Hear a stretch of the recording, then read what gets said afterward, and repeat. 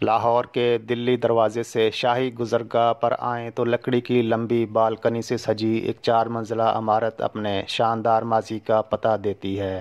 یہ حویلی میاں سلطان کہلاتی ہے۔ حویلی کو یہ نام میاں محمد سلطان سے ملا جو 19ویں صدی میں سکھ اور برطانوی دور کے ٹھیکیدار تھے۔ 10 سال کی عمر میں یتیم ہونے والے محمد سلطان اپنی بیوہ ماں کے ساتھ شاہ آباد کشمیر سے لاہور آئے تو ان کی عمر لگ بھگ 12-13 سال تھی۔ یہاں انہوں نے ایسا عروج پایا کہ لاہور کا سلطان کہلائے۔ وہ بعد میں میاں محمد سلطان کے نام سے جانے گئے۔ ملک محمد سلطان ان سینکڑوں خاندانوں میں شامل تھے جو سن 1832 کے قحط اور سکھ حکمرانوں کے جبر سے بھاگ کر روزی کمانے پنجاب منتقل ہوئے تھے۔ جب محمد سلطان لڑکپن میں لاہور پہنچے تو ابتدا میں یہاں محنت مزدوری کی۔ جوان ہوئے تو لاہور میں پہلے صابن بنا کر فروخت کیا اور پھر چونے کی بھٹی قائم کی۔ انہیں کشتی کا شوق تھا اور اس سے پیسے بھی کماتے تھے۔ مہاراجہ شیر سنگھ کے دور میں انہوں نے ایک بڑے پہلوان کو شکست دی اور ایک گھوڑا انعام میں پایا۔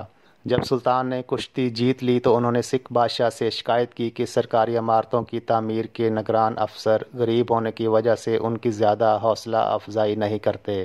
انہوں نے درخواست کی کہ انہیں عمارتوں کی تعمیر کے لیے چوننے کا ٹھیکہ دیا جائے۔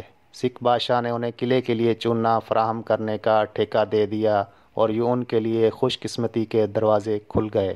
انہوں نے نہ صرف چونا سپلائی کیا بلکہ فصیل والے شہر لاہور میں کئی عمارتیں بھی بنائیں۔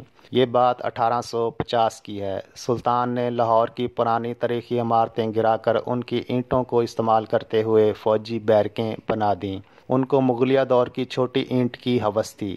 اس اینٹ کو حاصل کرنے کے لیے کئی اہم نادر عمارتیں خرید کر گرا دی گئیں۔ لاہور کے دروازے گرائے گئے۔ عہد شاہان سلف کی یادگاریں زمین بوس کر دیں۔ مغلیہ دور کی مساجد کا تو کوئی حساب نہیں تھا، کتنی شہید کیں اور کتنی چھوڑیں۔ صرف ایک اینٹ کی تمہ میں جو انگریزوں کو خوش کرنے کے لیے مختلف عمارتوں میں استعمال کی گئیں۔ سلطان ٹھیکیدار نے سجادہ نشین میاں میر دربار محبوب شاہ سے 250 روپے کے عوض اس مقبرے کی بربادی کا سودا کیا۔ زوال سلطنت مغلیہ کے بعد یہاں کی فلک پیما عمارتیں تباہ و برباد ہو گئیں اور رہے سائے کھنڈروں کو میاں سلطان ٹھیکیدار نے صاف کروا کر ان کی جگہ سرائے اور لنڈا بازار تعمیر کروایا۔ سلطان تقریباً 1.5 دہائی تک لاہور کی مرکزی شخصیت رہے۔ سلطان سن 1850 کے آخر تک بڑے ٹھیکیدار بن چکے تھے۔ ان کے پاس شہر اور اس کے گرد و نواح میں سرکاری عمارتوں کی تعمیر کے مختلف کام تھے۔ انگریزی عہد تک اکبر کے زمانے میں تعمیر ہونے والی دلی دروازے کی عمارت بہت خستہ اور کمزور ہو گئی تھی۔ انگریزوں نے اس کی تعمیر نو کا ٹھیکہ محمد سلطان کو دیا۔ سن 1857 کے بعد لاہور کا قلعہ نما ریلوے اسٹیشن بنانے کا سوچا تو نظر انتخاب پھر سلطان ہی پر پڑی۔ سلطان ٹھیکیدار لاہور کا سلطان کے طور پر پہچانے گئے اور لاہور شہر کے معززین میں شامل ہوئے۔ انگریز حکمرانوں کو ایسا کام کا آدمی کہاں ملا ہوگا۔ انہوں نے سن 1862 میں لاہور میونسپل کمیٹی بنائی تو محمد سلطان کو اس کا اعزازی رکن بنایا گیا۔ صابن فروش پہلوان نے اپنی مفلسی کو چت کر دیا۔ دولت کے انبار پر براجمان ہونے کے بعد اس عظیم ٹھیکیدار کو غریب غربا، مسافروں اور غریب الوطن لوگوں کا خیال آیا تو شہر لاہور میں ایک سرائے بنوا دی جو آج بھی سلطان کی سرائے کہلاتی ہے۔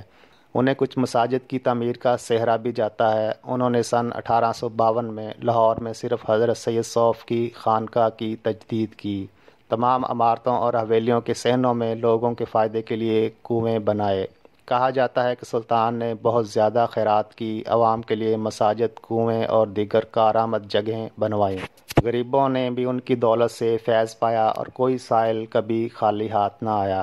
لنڈے بازار کو قائم اور آباد کرنے کے لیے براہ فیاضی اپنی زندگی میں دکاندار کو کرایہ بھی معاف رکھا۔ کئی مساجد بنوائیں۔ سلطان کا دل خدا ترسی اور سخاوت کے جذبات سے معمور تھا۔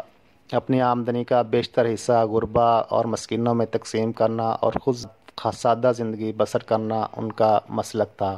سادہ لباس کے ساتھ سفید پگڑی پہنتے تھے۔ 1869 میں افغانستان کے امیر شیر علی خان لاہور آئے تو سلطان نے ان کے لیے ایک عظیم الشان دعوت کا اہتمام کیا۔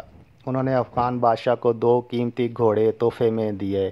محمد سلطان نے آخری کارنامہ یہ سر انجام دیا کہ اینٹیں حاصل کرنے کی خاطر انہوں نے ستارہ بیگم کی مغلیہ دور کی شاندار مسجد گرا دی۔ اس کے ساتھ مدرسہ بھی تھا اور حجرے بھی تھے۔ کہنے والے یہ بھی کہتے ہیں کہ ستارہ بیگم کی مسجد عام قیام گاہ بن چکی تھی اور اس میں انگریزی اخبار سول اینڈ ملٹری گزٹ کا ایڈیٹر رہنے لگا تھا۔ کچھ بھی ہو، اس عمارت کا گرانا غضب ہوا۔ محمد سلطان کے بنے بنائے کام بگڑنے لگے۔